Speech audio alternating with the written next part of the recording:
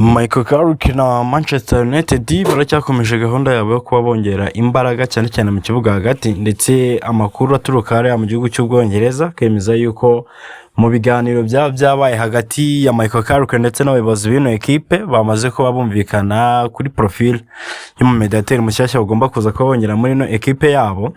Amazina atandukanye rero amenshi muri yagiye agarukwaho, abarimo Eduardo Camavinga, abarimo Sander Berge, abarimo Alex Scott ndetse n'unamuvandimwe bita Manu Kone. Bose n'abarimo bagenda bavugwa banarebera hamwe uko bari buze kubigenza kugira ngo baze kuba babongera Old Trafford, nabo basange abandi bakomeze gusenyera umugozi umwe ndetse bashaka intsinzi ya Manchester United muri ino sezo igiye gutangira. Kambanze nshimire cyane mwese mwamaze kwanda subscribe hano kuri Game Sport, ababwira ngo muri abantu bagaciro kuri twebwe, ndetse ujye kujya muri comment section akaduha igitekerezo cyiwe, abantu bajya mukakorekinga ino video. Mwese mbabwire ngo mukomeze kugubwa neza kandi mugumane natwe tuzajya tugumana tubagezeho amakuru uko bikwiye.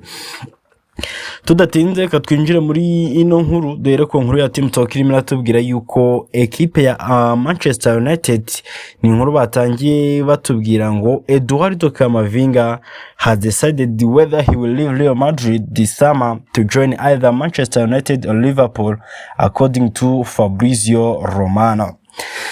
Uwitwa Eduardo Camavinga yamaze kuba afata umwanzuro nimba aza kuva muri Real Madrid akaba yajya muri Manchester United cyangwa Liverpool muri no meshi, nkuko birimo bitangazwa na Fabrizio Romano. Murabizi neza ko ekipe ya Manchester United ndetse na ekipe ya Liverpool nizo zagiye zivuga kuri uno musore mu minsi yatambutse, ariko nanone hagiye hanaza amakuru yavugaga yuko Manchester United yaba yari yabayiretse deal witwa Camavinga, ahubwo igatangira kwita kuri deal y'uwitwa Tchouameni. Kugeza ubu rero uwitwa Tchouameni hari amakuru bwashize twaze tugarukaho yuko abamuhagarariye bamaze kuba bumvikana na ekipe ya Real Madrid kuba bakongera amasezerano kugeza mu mwaka wa 2031. Ibyo rero byatumye ekipe ya Manchester United ihita yerekeza cyane ndetse itangira gutekereza cyane kuri Camavinga, cyane ko babona ko ari umwe mu bakinnyi bashobora kuza kuboneka ku giciro gito ya par rapport ya Tchouameni. Fabrizio Romano yagize ati hari ikintu kimwe nshaka kubanza gushyiraho umucyo kuri deal witwa Camavinga. Manchester United have not started an official negotiation for Camavinga. Before starting any club to club negotiation with Real Madrid, the point is what the player want to do. Vuga ati hari ikintu kimwe nshaka kubanza gushyiraho umucyo ku bijyanye na situation y'uwitwa Camavinga. The Manchester United nta biganiro na bimwe biri mu buryo buri official cyangwa se mu buryo bugaragara buri ku mugaragaro Manchester United yabarigeze igirana na Camavinga, nta biganiro na bimwe byeruye byigeze biba. Ndetse kuba mbere yuko batangira ibiganiro na Real Madrid byo kuba batangira kuganira na Real Madrid ku bijyanye na deal ya Camavinga, bakeneye kubanza kumenya ngo ubundi umukinnyi muwe ku giti cyiwe Eduardo Camavinga arashaka iki. Katubwira ati rero Manchester United kugeza magingo aya ntirabona green light cyangwa se nirahabwa uburenganzira n'uruhushya na Camavinga byo kuba yajya kuganira na Real Madrid ngo babe batangira ibiganiro.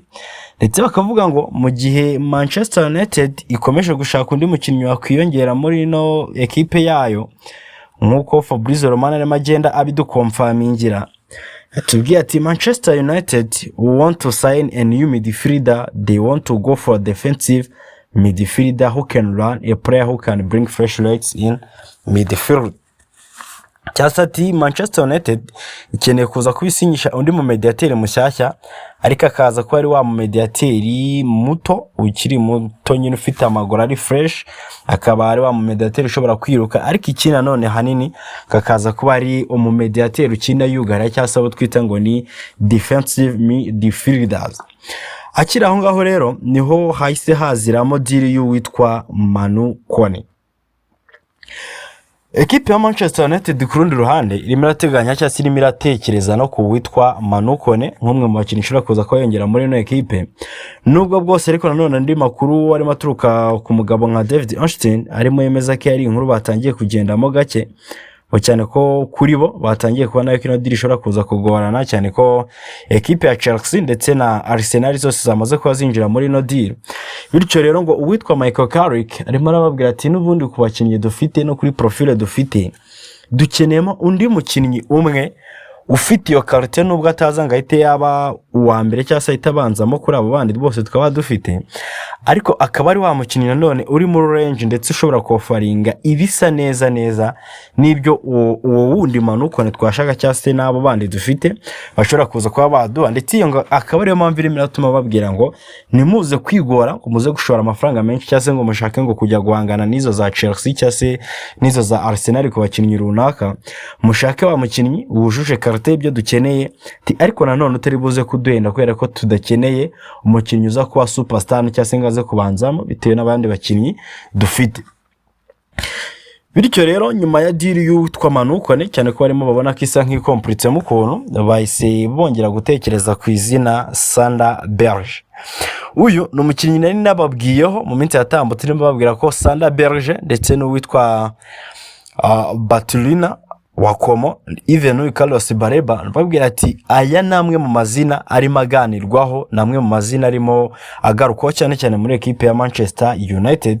Ndetse nk'uko Team Talk nayo yongeye kubitwemereza nibatubwira ati uyu munya-Norvège numwe mu bakandida bari serie cyangwa se numwe mu bakandida witwa Michael Carrick yifuza cyane muri squad yiwe bigendanye na profile, cyane ko hari amakuru arimo avuga yuko ekipe ya Fulham ishobora kuza kuba isaba amafaranga ari hagati ya miliyoni 25 ndetse na miliyoni 30.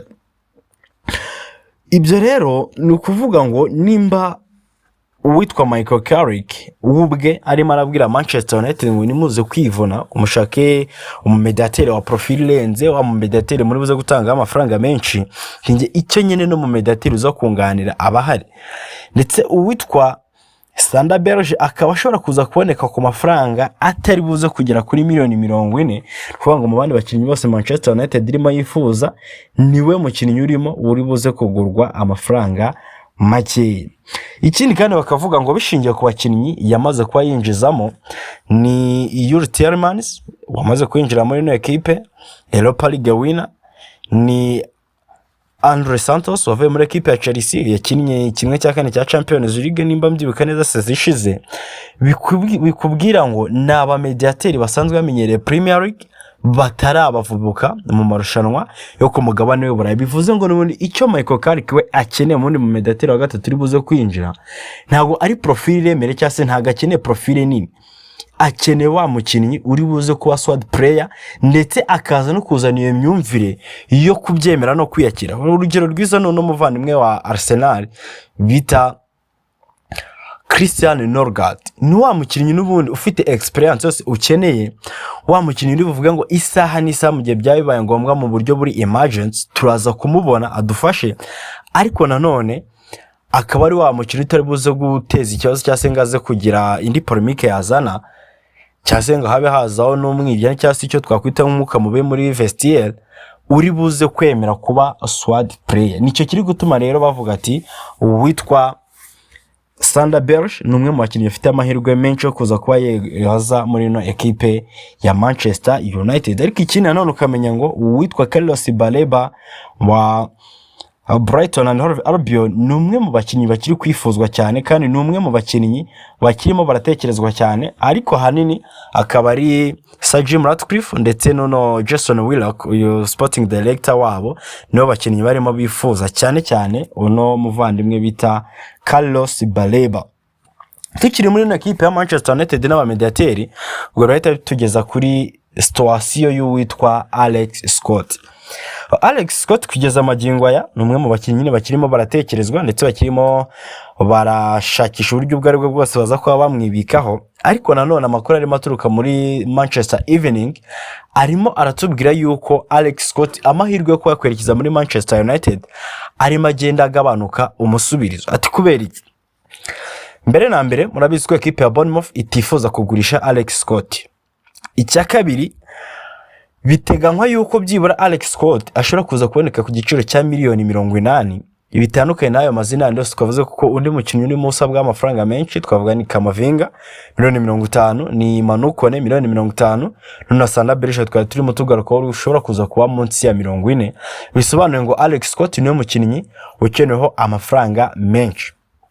Icya kabiri, undi mu busanzwe uyu Alex Scott ni mu box to box cyase akina nk'aba nimero 8, bitandukanye na ya profile witwa Michael Carrick arimo yifuza y'umukinnyi ushobora gukina nk'uwa defensive midfielder. Ikindi akabara gasanga kuri profile y'abakinnyi afite, umukinnyi wenyine yinjijemo ushobora gukina nk'umu holding midfielders ni Andre Santos, kwera ko Yuri Tielemans murabizi ko no muri Aston Villa yakinaga imbere ya Lamine Camara cyase Amadou Mvubu Onana, even no muri equipe y'igihugu yakinaga imbere ya Onana. Bivuze ngo Sumukase ni umukinnyi nyine mu box to box, no style tubonamo ba Declan Rice, no style ya Fede Valverde. Nujya kureba nanone uyu wundi bamaze kuba basenyisha Andre Santos, nyine nibyo turimo tuvugaho, ni wa mukinnyi nibyo yakinaga muri Premier League, hari imikino imwe nimwe yagiye abona, ariko none urebe ngo ese muri iyo equipe yakinagamo yabanzaga wapi, ni wa mukinnyi nawe wazaga asimbuye.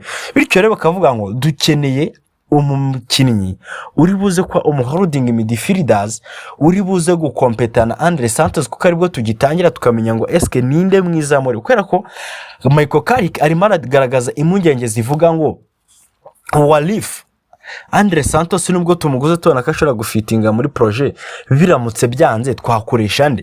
Niyo mpamvu arimo babwira ngo Alex Scott mushobora kumwirengaje cyangwa se mukaba mumwihoreye, tukagumana Tielemans na Kobbie Mainoo nk'aba box to box bacu, mukabanza mukanshakira undi mu holding midfielders. Niyo mpamvu rero deal witwa Alex Scott yatangiye kuza igendamo bigurune cyangwa se itangiye kugenda gake, no gutegereza tukaza kureba ikiri buze kubaho. Rero tukareba ninde mu mediateur uri buze kuba yinjira muri equipe ya Manchester United. Namwe mujye muri comment section mutubwire ese muri aba mediateur bombi n'abandi basarimo bagenda bavuga yabo ba Baturina yabo ba Carlos Baleba, ninde mu mediateur wakifuza kubona muri ino equipe ya Manchester United. So mbashimire cyane mwe mwese twabanye, mabwire ngo ciao ciao, dusubire mu kanya.